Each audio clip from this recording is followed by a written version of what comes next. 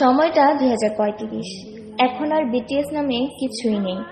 এখন BTS army পৃথিবীর সবচেয়ে বড় ফ্যান্ডম না।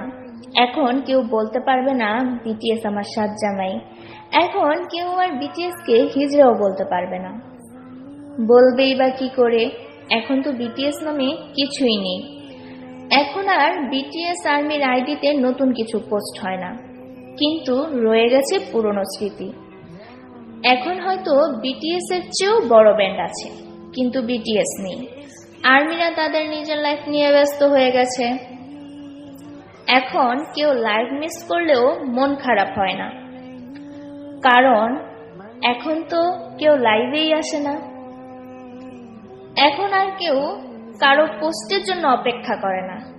হ্যাঁ, এটাই বাস্তবতা। কিন্তু আজও প্রতিটা আর্মির মনে বিটিএস এর প্রতি ভালোবাসা আছে।